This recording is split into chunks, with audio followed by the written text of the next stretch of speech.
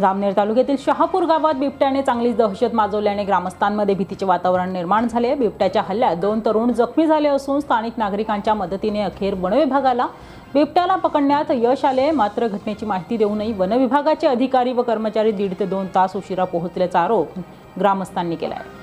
मिळालेल्या माहितीनुसार शहापूर परिसरातील एका शेतात बिबट्या असल्याचे शेतमजुरांच्या निदर्शनास आले। याबाबत माहिती मिळताच मुकेश नाना डोंगरे हे तातडीने घटनास्थळी पोहोचले। शेतातील विहिरीजवळ पाहणी करत असताना विहिरीत दबा धरून बसलेल्या बिबट्याने अचानक त्यांच्यावर हल्ला केला। या हल्ल्यात मुकेश डोंगरे जखमी झाले। मात्र प्रसंगावधान राखत त्यांनी धाडसाने बिबट्याच्या घशात हात घालून दाबून धरत त्याला बराच वेळ रोखून धरल्याचे प्रत्यक्षदर्शींनी सांगितले। यावेळी सुभाष पाटील यांनीही मदतीसाठी धाव घेतली। बिबट्याशी झालेल्या झटापटीत हे दोन्ही तरुण जखमी झाले। जखमी मुकेश डोंगरे आणि सुभाष पाटील यांना तातडीने जामनेर उपजिल्हा रुग्णालयात उपचारासाठी दाखल करण्यात आले असून त्यांच्यावर उपचार सुरू आहेत। त्यांच्या धाडसी कृत्याचे मंत्री गिरीश महाजन यांनी